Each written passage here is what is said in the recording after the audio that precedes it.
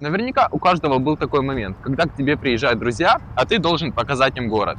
Хочется, чтобы все выглядело круто и идеально, но что показать в первую очередь? С таким вопросом столкнулся и я сегодня, когда начал снимать видео для вас. В Риге я живу уже почти полгода. За это время я привык к ее ритму, транспорту, людям. Жизнь стала для меня чем-то привычным. Но сегодня не об этом. Сегодня я попытаюсь взглянуть на Ригу глазами туриста, что здесь стоит увидеть и чем славится крупнейшая столица Балтии. Латвия – это небольшая страна на берегу Балтийского моря, с населением около 1 800 000 человек. Это меньше, чем, например, в Киеве или Варшаве. Но, несмотря на размеры, Латвия – это уникальное сочетание европейской культуры, советского наследия и природной красоты. Ее столица – Рига, самый крупный город Балтии с населением 600 000 человек. Рига известна своими уютными улочками, старинными церквями и необычными архитектурными стилями.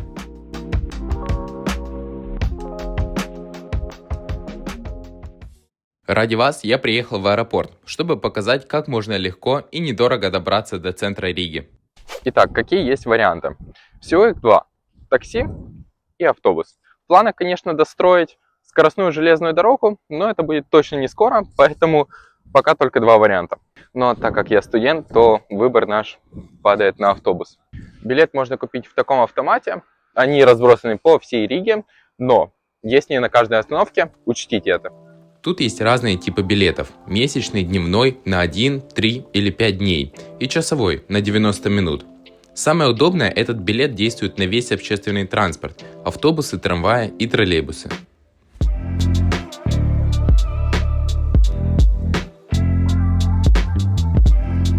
Честно говоря, общественный транспорт в Риге мне очень нравится. Его много, он ходит часто и довольно быстро, а внутри всегда чисто. А еще интересно, что здесь хорошо развит электротранспорт, трамваи, троллейбусы и даже некоторые автобусы.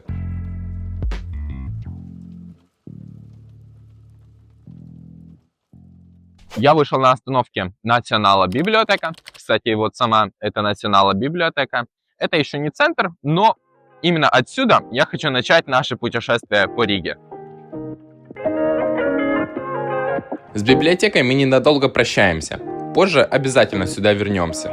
А пока предлагаю пройтись через Даугаву, в сторону старого города, и насладиться видами реки.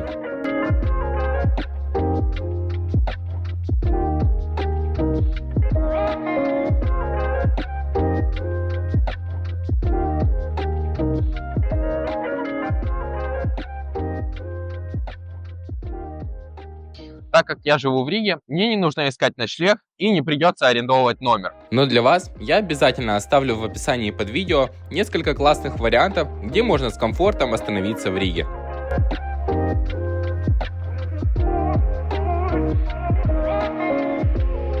Старый город Риги – это сердце столицы, ее исторический и культурный центр. Он внесен в список всемирного наследия ЮНЕСКО и привлекает туристов своей атмосферой, архитектурой и узкими улочками, которые хранят историю веков.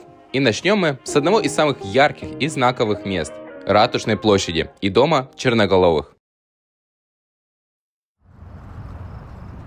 Ну что, сейчас я хочу начать наше путешествие с самых главных и значимых мест Риги и старого города. А потом покажу разные интересные места, которые пропускают многие туристы. Так что не проматывайте и смотрите до конца.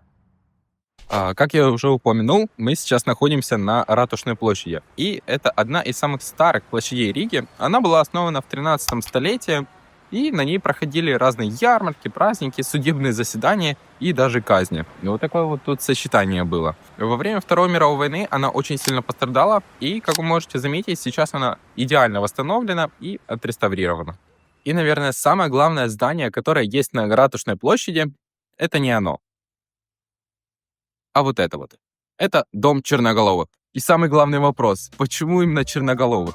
А все из-за того, что его основало братство Черноголовых. Это объединение молодых купцов, главарем которых был святой Маврикий. А в то время его в основном изображали с темной кожей. Так и появилось название «Дом Черноголовых». Вы можете зайти внутрь и посетить музей. Билет стоит 5 евро для студентов и 7 евро для взрослых. Я думаю, любителям истории и архитектуры это место точно понравится. А мы двигаемся дальше, к не менее захватывающему зданию столицы Латвии. И это церковь Святого Петра.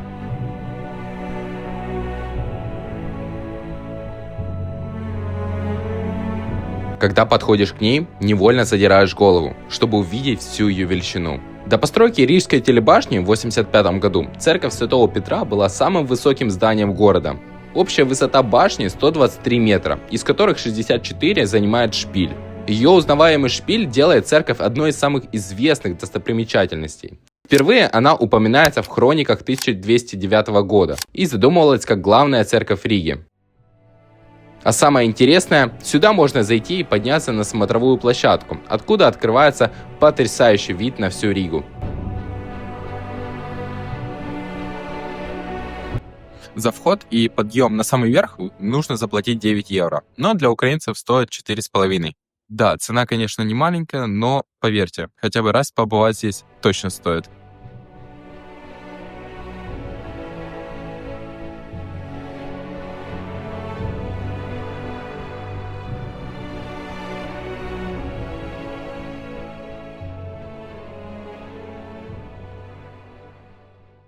После спуска загляните во двор церкви. Там стоит памятник бременским музыкантам.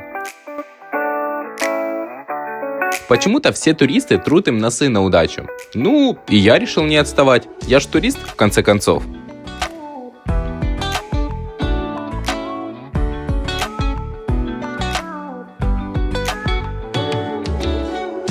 Советую вам пройтись по улице Яуниела, одной из самых красивых и атмосферных улочек Старой Риги. Она известна своими уютными домами, красочными фасадами и киношной историей. Здесь снимали сцены для Шерлока Холмса и доктора Ватсона и 17 мгновений весны. Я, конечно, сам не смотрел эти фильмы, но уверен, кто-то из вас точно узнает знакомые места. Прогуливаясь по Яуниела, мы плавно выходим к Домской площади, где нас ждет одно из главных мест Риги, которое можно увидеть почти на каждом сувенирном магнитике. Домский собор. Сейчас мы находимся на одной из самых главных и самых крупных площадей Риги – Домская площадь. А позади меня – Домский собор, один из самых больших средневековых соборов Балтии. Он был основан в 13 веке и пережил очень много перестроек. Домский собор славится своим органом, который когда-то был самым большим в мире. Кстати, вы заметили то, что в домских соборах постоянно есть орган, как минимум в Таллинском точно.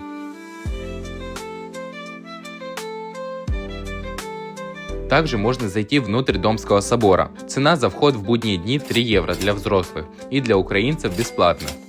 Вы можете увидеть, какие впечатляющие сооружения строили в средние века, рассмотреть витражи и просто побыть наедине и насладиться тишиной.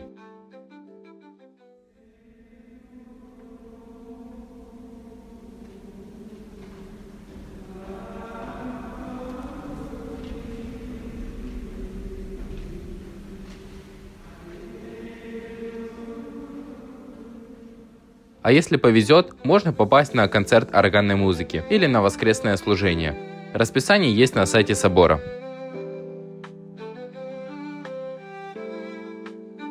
Вечер я решил провести красиво, на берегу Балтийского моря. Погода в последние дни просто нереальная, и упускать такую возможность я точно не хотел. Море в Риге находится не так близко к центру, так что добраться можно только на 24-м или на 3-м автобусе. Дорога займет почти час, так что советую взять книжку, либо посмотреть фильмец.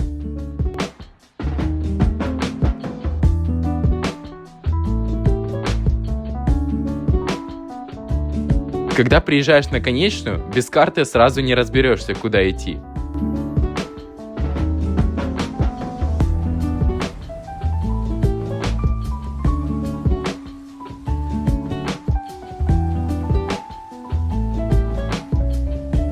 Чтобы выйти к морю, нужно пройти по тропинке через небольшой лес. Она приведет вас прямо к берегу. Если вы интроверт, то советую вам приходить в будние дни, так как никого здесь нету, в основном очень мало людей, а если есть, то какие-то пенсионеры. Если вы больше экстраверты и боитесь такого лесного одиночества, то советую вам приходить в выходные дни, так как людей не так уж и много, но нормально. И не так одиноко, ты идешь, спереди тебя люди идут, сзади тебя, и не так страшно.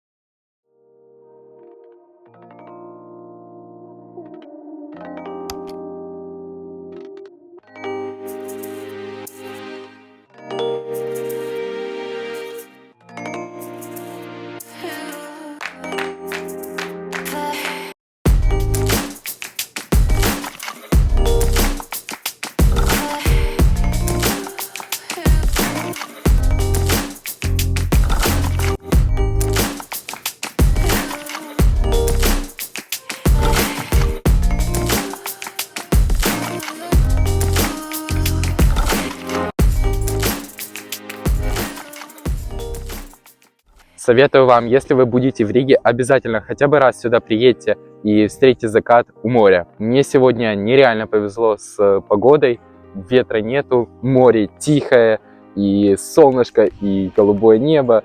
Просто идеальные условия для того, чтобы насладиться этим моментом.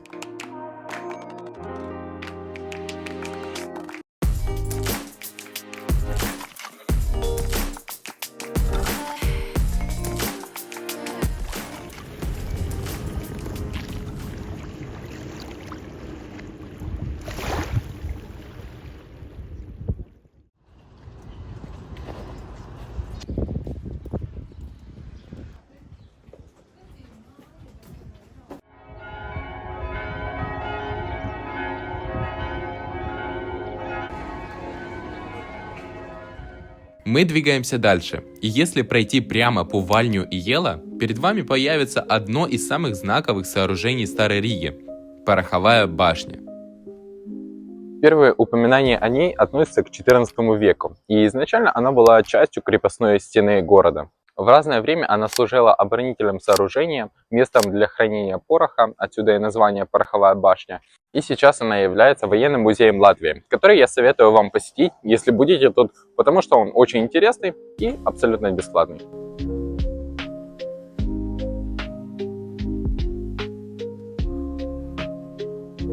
В самом центре старого города спрятан необычный архитектурный ансамбль «Три старинных дома», известных как «Три брата». Давайте посмотрим, что это за три брата таких. А вот и эти три брата. Это самые старые жилые дома Риги, которые были построены в разное время, но стоящие бок о бок. Самым старшим из них является Белый дом. Он был построен аж 535 лет назад. Средний – это желтый, считается самым красивым, и самый младший – это зеленый. Он был построен в 17 веке уже. Сегодня в этих домах находится музей архитектуры Латвии. Говорят, что раньше здесь жили ремесленники, а в подвалах были тайные склады. Это одно из самых атмосферных мест Риги, где можно почувствовать настоящий дух средневекового города. О, а вот и одно из самых знаменитых и незаметных достопримечательностей Риги. Это дом с котами. С какими котами? Да вот же. Это желтое здание с двумя черными котами на башнях стало настоящим символом города. Легенда гласит, что владелец дома, богатый рижский купец, был обижен на большую гильдию, которая отказалась принять его в свои ряды. Тогда он приказал установить фигурки котов так, чтобы их хвосты были подняты в сторону здания гильдии, своего рода протест. Позже, после долгих разбирательств, котов все же развернули более приличным образом, а владельца дома взяли в гильдию. А сейчас самое время сходить подкрепиться. Уже обед, и у меня есть интересное местечко на примете. И нет, это не Лидо.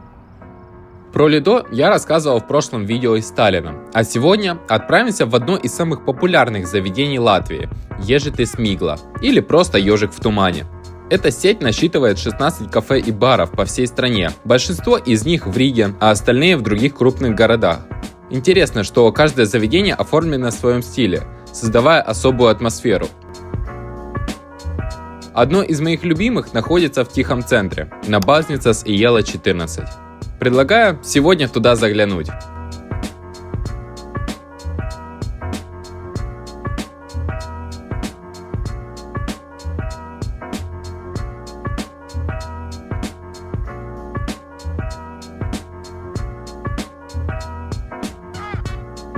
Цены тут вполне разумные. За тарелку вкусных спагетти и чай я заплатил всего 7,5 евро. Да, сочетание, конечно, интересное, спагетти и чай, но в любом случае, если будете в Риге и захотите разнообразия, обязательно загляните в Ежити Смигла. Здесь всегда уютная атмосфера и вкусная еда.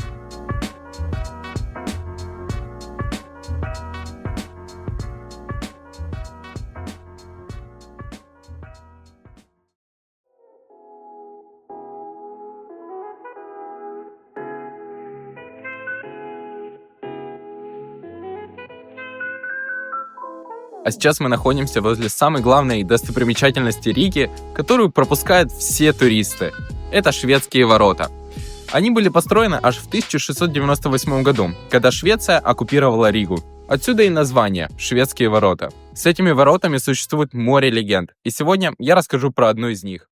Согласно одному из преданий, в стенах шведских ворот замуровали молодую девушку, которая тайно встречалась с солдатом. Считается, что ее дух до сих пор блуждает по улицам Риги, а памятник призраку, который установлен недалеко, может символизировать именно эту легенду.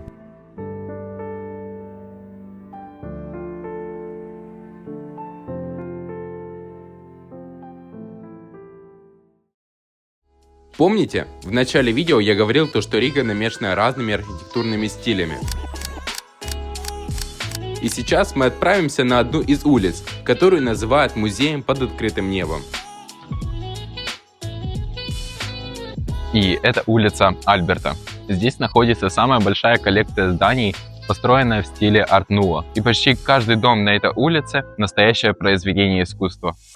Большинство домов построены в начале 20 века, а главный архитектор Михаил Эйзенштейн украсил их невероятными фасадами с мифическими существами, женскими масками, цветочными орнаментами и даже символикой масонов.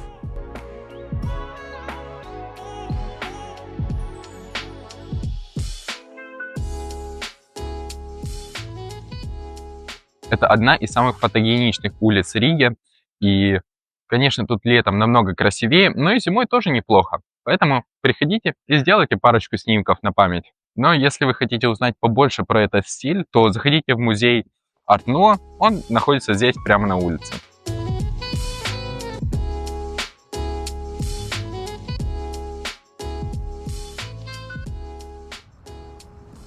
Историю мы узнали, архитектурой полюбовались, теперь пришло время окунуться в литературу. И для этого лучше всего отправиться в Национальную библиотеку Латвии.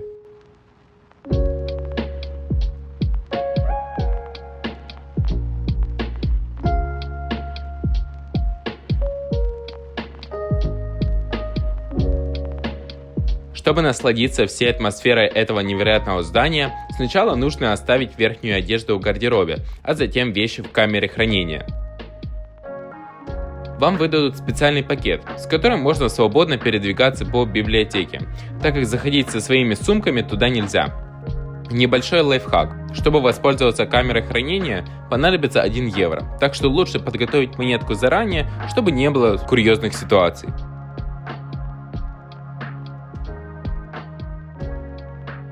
Также на входе вам нужно будет взять вот такой вот талончик, с помощью которого вы можете зайти и выйти. Он дается абсолютно бесплатно, но учтите, что нужно его попросить на входе. Так вы его нигде не найдете.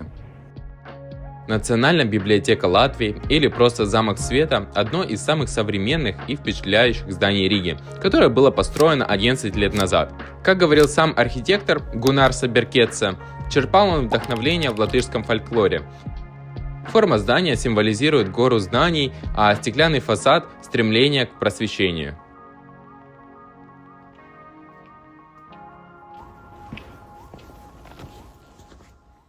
А теперь несколько интересных фактов. В библиотеке хранится более 5 миллионов книг, рукописей и документов. Здесь постоянно проходят выставки, лекции и концерты, так что скучать точно не придется.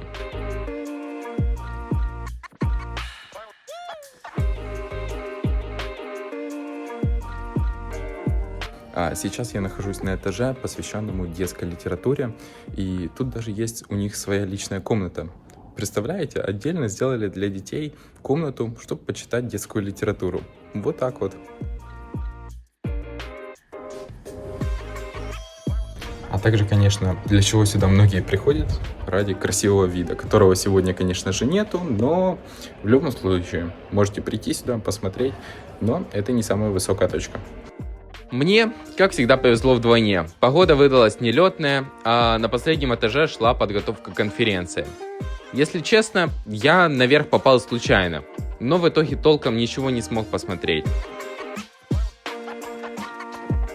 А так, библиотека – это идеальное место, чтобы поработать, узнать что-то новое, почитать или просто отдохнуть в уютной и вдохновляющей атмосфере. А еще это абсолютно бесплатно.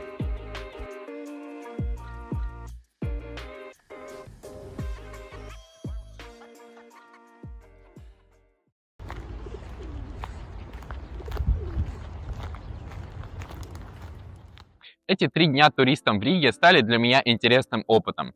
Пока я не начал готовиться к видео, половину информации, которую я вам сегодня рассказал, я даже и не знал до этого. Поэтому, когда путешествуете, советую искать как можно больше информации обо всем, что видите. Так ваши прогулки станут интересней и увлекательней. А Ригу я советую посетить каждому хотя бы раз. Неважно в какое время года, этот город всегда поражает своей красотой. Ну и спасибо за просмотр. Подписывайтесь на канал, ставьте лайки и пишите в комментариях, в какую страну мечтаете поехать. Возможно, именно ваша страна станет моим следующим путем. И увидимся в следующем видео. Пока!